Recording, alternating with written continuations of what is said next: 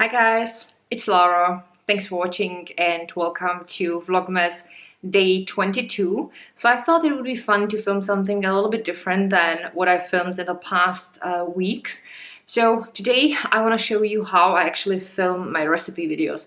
Not that I think that I'm an expert. I don't think that my recipe videos are in any way special. I do have limited time because I go to work every day and I also have a limited space and layout.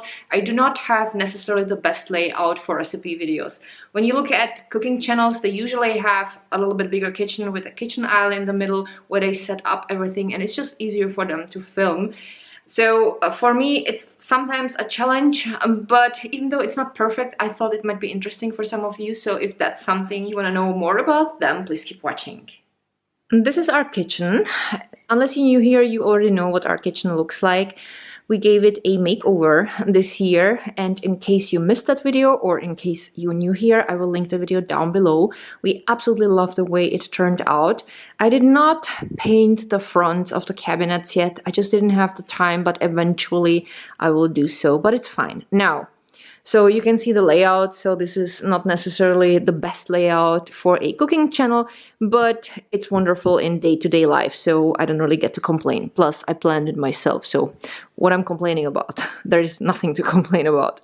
Whenever I want to film a recipe, I take the list of ingredients first, and then I always put them into some kind of dishes so that it's a clear overview for you guys when I show what goes into the dish. So for example, today I'm making 3 types of cookies. Now I have here ingredients for vanilla crescents.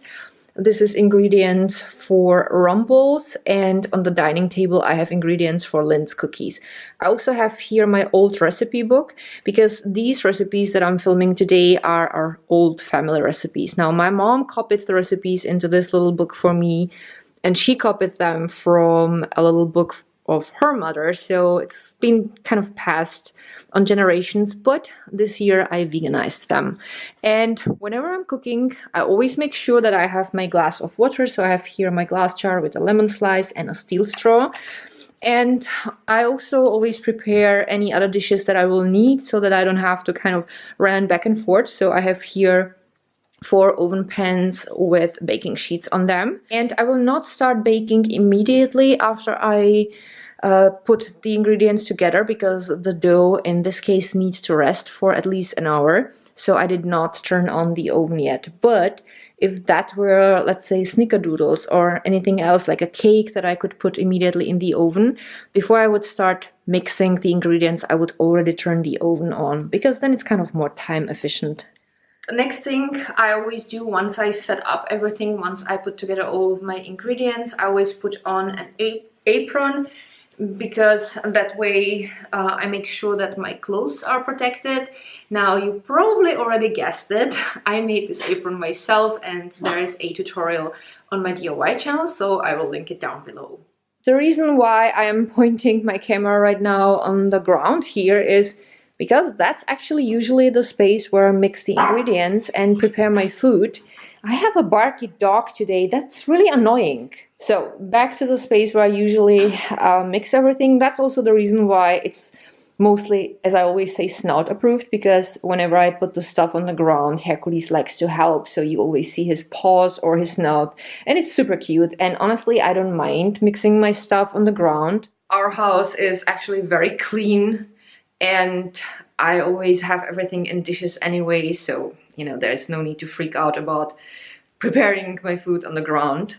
Now today I have a little bit different setup. So I have here my camera stand on the dining table, and I have here the ingredients for the Lindt cookies and my softbox, because it is quite dark here. I mean, it looks pretty bright on the camera because I have different settings, but let me put the settings back, like that would be the normal light, and it's just not bright enough for filming. Now you can see the difference when the softbox is on. So I'm gonna put the camera here on the camera stand, and I will start mixing the ingredients.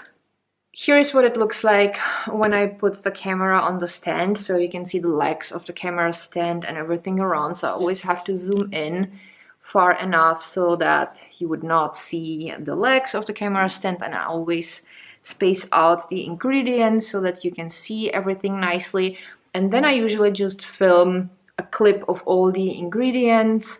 Sometimes I point at them and kind of talk to myself while filming, even though I always do the voiceover later. And I also like pointing out when I show the ingredients, or at least at some point during the video, that the ingredients are also listed down below, because I think it's a nice service for my viewers. Now, obviously, it would be better for me if I would not list them down below, because then people can simply look at the ingredients and they don't have to watch the video. And in order to get monetized, I actually need more views. But on the other hand, like, I just like being helpful, and I think it's just a nice thing to do.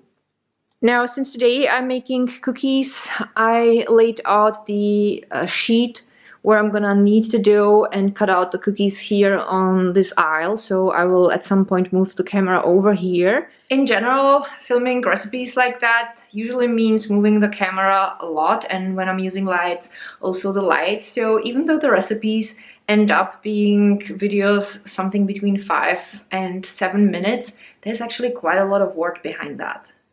After I filmed the ingredients, I always move the bowls to the side so that the view is clear again. And then I place the dish underneath the camera where I will mix everything. So, like when it comes to cookies, I always mix the dry ingredients first. So I always film that. And this is in real time what you're watching, but usually when I edit the videos, I either speed the things up or I just cut it a little bit shorter, because honestly, you guys are smart enough. I don't have to show you the whole length of mixing dry ingredients together. So this is as long it would usually take. But yeah, I think, you know, I would benefit from having longer videos when it comes to watch time. But as I said, like, yeah, but you guys have to benefit from the video too. And having a 20 minutes long cooking video is not necessarily beneficial because it's a lot of time. So I always kind of try to find out a balance between your and my needs. It always gets a bit messy, so I always have to clean the places where I cooked afterwards, but that's okay. Like, it's a part of the process.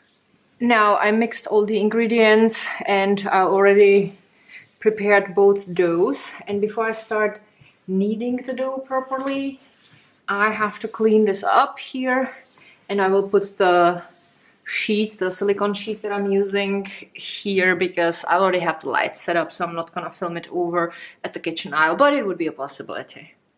Alright, so I will lay it out here. Nice. And now I will grab a little bit of flour, dust it, and then I will start kneading the first dough through again. Now I just filmed the clips where I put the dough, both of those for vanilla crescents and for the Lindt cookies, into a dish, and I will explain in the video that I have to put them in the refrigerator for a while. And theoretically I could leave this setup here because I will need this silicone sheet and the cup of flour again. But I also have a third type of cookies that I want to make, and since I have the light here and the camera, I will move this away and bring a fresh bowl, like a clean bowl, clean dish, and I will start making the other cookies. So again, it's a lot of moving things around, back and forth. And also, it's always good to have an extension cord, because now I will need a food processor. But first I will have to space out again the ingredients so that it looks kind of pretty or somehow organized. So this is the ingredients for the rumbles.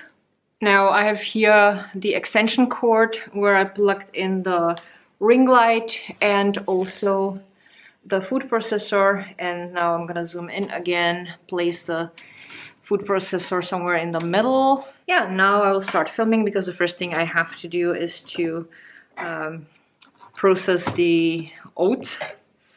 and that's gonna be the first step. And once I've done that, I will start mixing the ingredients. Well, and now I'm filming how to make the balls once the ingredients are mixed together. So this is again gonna be a part that I will speed up, because honestly no one wants to watch me like 5 or 10 minutes forming balls and dipping them in the coconut, because honestly that's something I would not watch myself. Now I finished the rum balls. I tried one, they are so delicious. And if that were the only type of cookies I was making, I would already set up somewhere a nice grouping with the cookies on it and make a photo so that I would have a thumbnail. But since I'm gonna make 2 additional types of cookies, I have to wait until they are done. And the video is for tomorrow, so I will probably make the photos tomorrow. But that's an additional step that needs to be made. Sometimes people use just screenshots of their clips. I personally prefer to make an extra photo because it's just easier, and also I find that the quality is a little bit better than when I just make a screenshot. Now the dough for the other cookies has to sit for additional 1.5 hours in the fridge. So in the meantime, I will have my lunch, and then I will go upstairs into my Wolfie room, aka my video room, and I will transfer all the clips that I have filmed so far to my notebook. Now we are in my video room, so I have here this ring light. This is my primary light, and usually somewhere here on the side I always have my softbox, so I will have to get it from downstairs. Now the ring light has this little thing where I put the camera on, so I will just take it off now and screw it on the camera, and then I will put it there. On the vanity behind me I always light a candle because I just find it very pretty. Hecky Bear always cuddles here next to the camera stand, so he's always very close to me. And then I always pull out these drawers, and this is where I have my microphone. I have the Samsung microphone. I will look for it on Amazon and I will link it down below. And then I simply connect it to my notebook, and I'm using the simple voice recorder, I think it's called in English. It's called Einfaches Diktiergerät in German. So that's the app I'm using because my camera doesn't have a microphone jack. So and then I always set my camera up. I always make sure that it is high enough so that you can see also the top of my head. And I always make sure that the microphone is kind of in the center in front of me. And then I open the shades all the way up when the light allows it. Sometimes when it's too sunny I have to close them, and then I use just the ring light and the softbox from the side. So it's always kind of a fight with light because I don't always have the perfect light condition, but I'm always trying to do to make the best of it. One thing I always have to make sure of is that the battery for my camera is charged. So I have 2 batteries that I simply swap because these are pretty small batteries and they don't last much. Now, when I bought the camera, I bought the original Canon battery with that, but then I bought a dupe because these are insanely expensive, and honestly, I don't think that the dupes are worse. I actually find them even better. So I will again look for the another battery on Amazon and I will link it down below. I just realized that I actually had some settings wrong on the camera today. Somehow I moved the little ring on the top, and instead of having it set to video recording, it was on auto, and that's why I kind of couldn't get the light right. So now it's way brighter, and I hope that it's gonna be in general better, so sorry about that. Anyway, I will probably also turn on the ring light just a little bit. Let me cover the camera and then open it again because then it adjusts a little bit better. Now the ring light kind of softens all your features, so even if you don't have makeup, you kind of look like you have foundation on. Usually before I would record intro and outro for recipes, I would put on makeup and put myself together. But this year I kind of stopped caring about that, so I'm usually wearing just blush, and that saves me a lot of time. So right now I'm gonna film the intro and the outro for the recipes. So I'm done with the intro, so I will take the camera off of the stand where the ring light is. And I will connect it with my notebook, and I will already transfer all the recipes, and I will start editing both the recipe video and also today's vlog, because it's gonna make things easier later, because I also want to Skype with my parents this afternoon, and I also want to cook something delicious. In general, I would say whatever videos you're making, it's always very important to be as time efficient as possible, because as you have seen, I've been filming quite a long time already for a video that's gonna be probably like 7 minutes long, maybe 10, but that's gonna be it.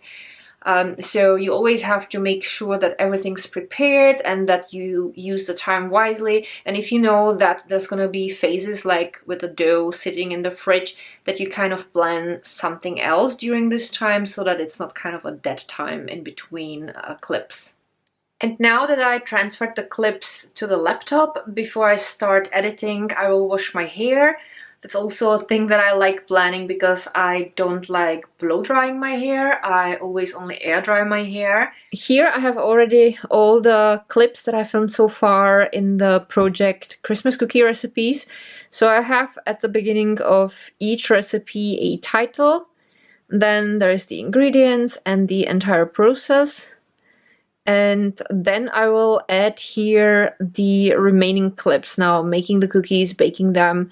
Now the Lindt cookies have to be glued together and dusted with sugar, and then at the end there's gonna be a close-up of the cookies, and then the next recipe will start. So I always like having the recipes in one piece, because it's more understandable than jumping back and forth. So this is gonna be the vanilla crescent, and here it's gonna be the rum balls. Now the rum balls are already finished. Now the only clip that's missing here is the clip of the rum balls, like a close-up.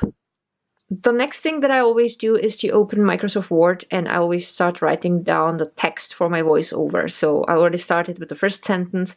Here we have the ingredients for the Lindt cookies, and then the next sentence is gonna be listing out the ingredients, and then I will describe the process. Now, obviously you could just record the voiceover without having any text, but I personally find that my talking, like my speech, is way more fluid. And also when I have the time to just write everything into a sentence, and then I can correct it as many times as I want to. I always make sure that I don't blab around, that it's kind of, again, time efficient. So that's something I like doing. And then once I will be done with this text, I will leave all the clips that I have in the original length. I will erase the sound. I'm using iMovie, so when I want to erase the sound, I have to hit this symbol here, and then I simply click here, or there's a key combination that allows me to do it even quicker. And then I start recording. I always use the microphone, and I simply record over each clip whatever I wanted to say. And only after I recorded all of the sentences, I start editing the clips down. And I always try to edit the video down to a reasonable length, so that you see whatever it's necessary in order to know how to cook the things. But it's not supposed to be too long, so that you would kind of fall asleep while watching. Alright, so now we are back downstairs. I turned on the ring light, I put the camera on the camera stand, and I have here the dough for the Lindt cookies. So I will knead dough, then I will roll it out and start cutting out the cookies, and I will film the entire process. In the meantime, I already turned on the oven, so that by the time I have at least a few of the cookies done, so that I can put them on the oven pan and start baking them.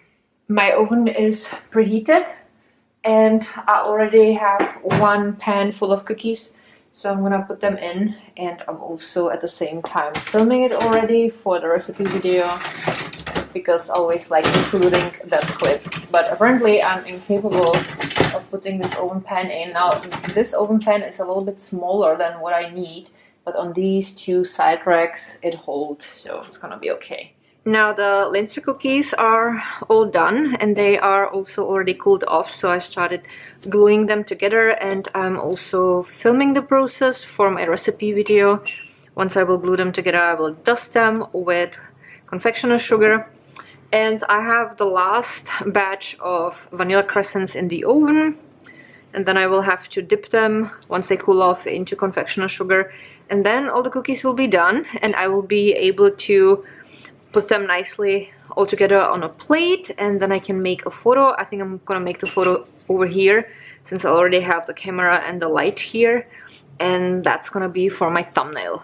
So I'm dipping the last batch of vanilla crescents into the confectioner sugar, and then I'll be done. I already prepared a plate.